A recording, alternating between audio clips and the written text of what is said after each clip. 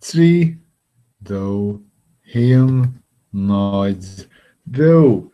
Tí raibh seo bhriain ag léamh na nuachta as Meiriceá I neamh dí luain an 9 dhearrfómhair 2015.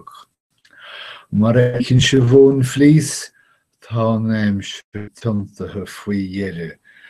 Má bhí sé pas fuair an teachtain seo chaite, tá se éirithe anúr an teachtain seo, ach sa deanúíocht. Is chosúil go mbeidh sig feabhsú arís taobh de chopla lá. Well, ní gá chum an nuíocht spóirte thuair Steve chola sibh gur cha an Argentín éire amach as chorndáin don rugby.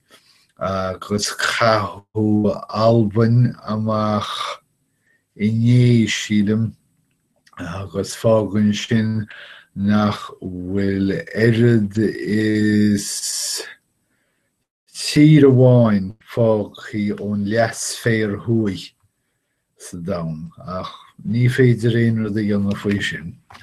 Ach befra bhrean nuair na clifií cibé más féidir líon an tám áil aimseo. Ach ní hééis sin an nuíocht. Mór fictiúr an lé bhaininn sé leis na himmircí a mór chuidí teachta san Tíre atá I Diana Valley siar ó thua as a Tíre tríd a Tuairisg agus an Ghréig agus an Macedóin chomh fad le láithreartha an Iontas Eorpaí.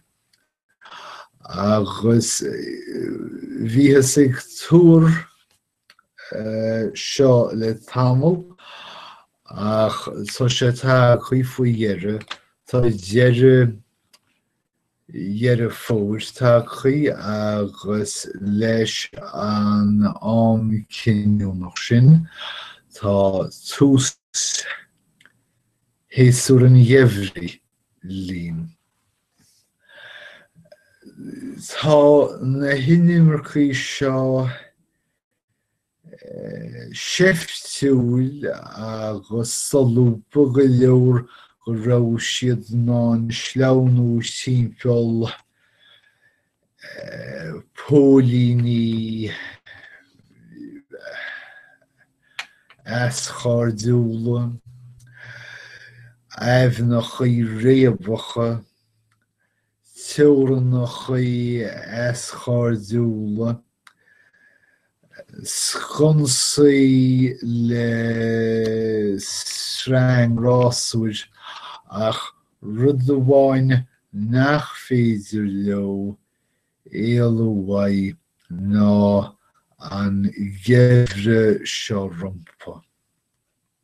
Tá sé an námdóibh cibé rud a dhéanann siad agus go dtibhinn tá sé ar a dí chomhlua le deireadh bhí ar a fómhair agus go chinnte faoi thús na mína samhna bhaidh sé lín. Agus bain sé súráithrethe ag fúrú na Meiriceá agus ag chaithfh sneacht an nús ar na himmircí. Ní fisceir do thar sin. Dar a scéal, neamh bhaininn sé leis an sléocht in Charleston, South Carolina, in ár an deall Dylan Roof, naonúir I chéadaoin roinnt míonna ó hin. Má tá roinnt míonna imethe idir an dálín tá an pian ag seadú go fóil agus isteach chuir dóibh cheansú ach mar sin féin tá siad ag chuineáil na dorse roschailt agus géirí an teachtareacht a cheola go bhfuil síocháin ina gcruthaithe. Tríú scéal os cían an uile sa New York Times, bhaininn sé le Rwanda. Tá ciste chúnta ag na Clintons, teaghlach na Clintons, chuideann airg de charthanna sé fáil do charthanachtaí ar fud mheiriceá agus an domhain agus tuispeánainn an cabhar atá na ciste seo ag chur ar fáil de Rwanda chomh fada agus atá achhainn an airgid agus na teorannachaí. Tá imní choiriniúil ag Rinsteine faoin chaibhlint leasa a bhaineann leis an airgid atá ciste na Clintons á chur ar fáil dá tógáil Rwanda i ndiaidh an chugad chathartha a bhí acu.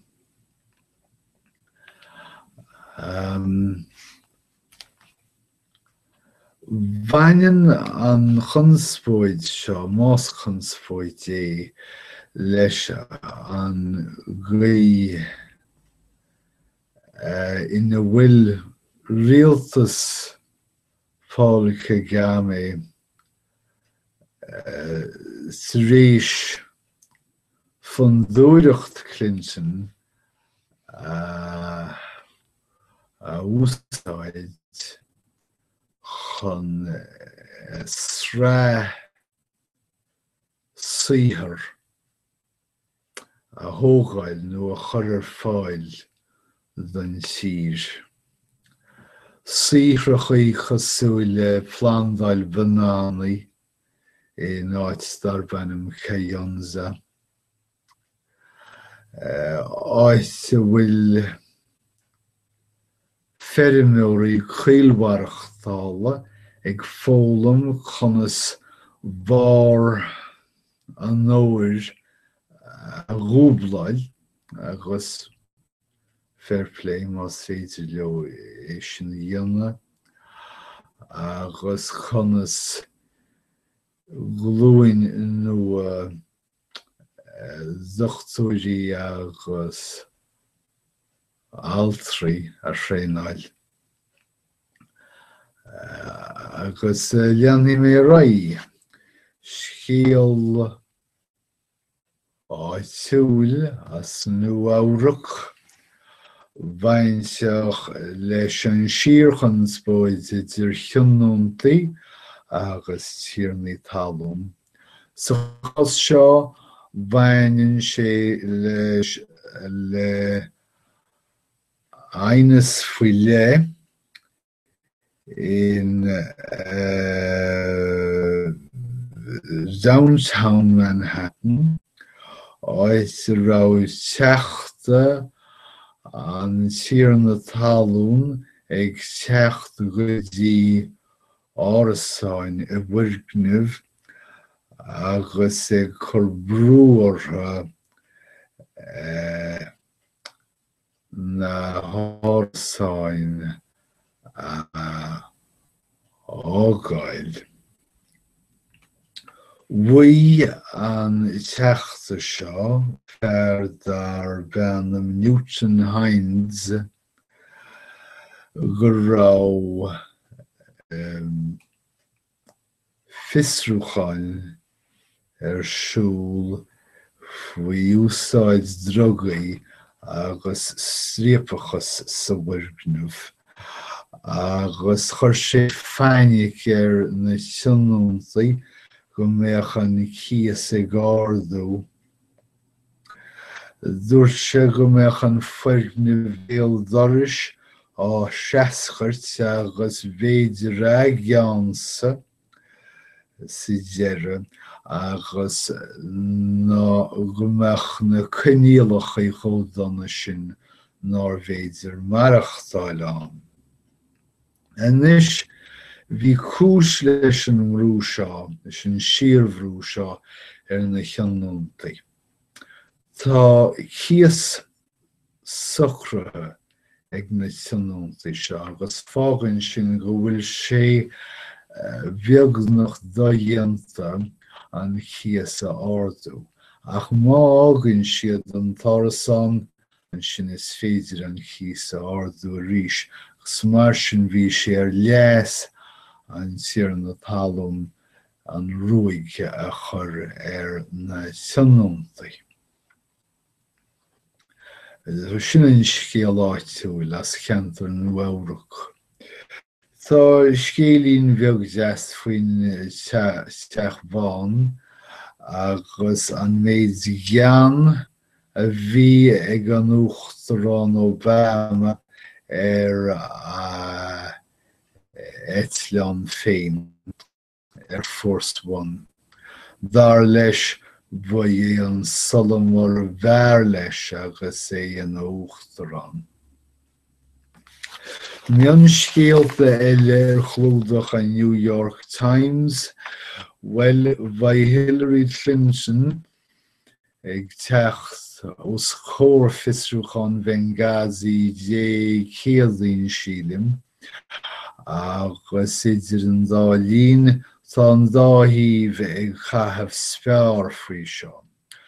Tá fisrúcháin figiúil siúla a ggógáil, ach idir an dá lín tá sé tití isteach in mar na chunspóide, mar is chosúil go bhfuil na poblachtánaí an gcuiste seo ag gúsáid an Isrúcháin chun Hillary Clinton a smáú agus i bhealach an síháin. Go héidir náisiúnta tá forréigean ag méadú san Israel labhair mé faoi seo chopla lámhainn agus mar atá déagóirí á marú go neamhrócaireach ag trúpaí Israel. Tá ceantracha áirithe inisisiada faoi thuanmhraith margheall úsáid gunnaí agus mar an mariú chalín rábhlíonn díos nuair a lábhachuí ag pilléir a bhí dírithe dhuine eile. Scéal gnó Volkswagen agus is chosúil láthair na huaide go bhfuil sé ágáil faoi chomhairle na núinéirí go háirithe únéirí glúisteáin díostal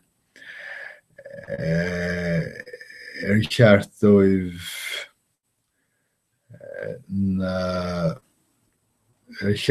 ríomhairí na gcáir seo a dheisú i gceart go háirithe agus is nach naibdói na cháir chomá agus daibrí sa rééis an deisiúcháin seo.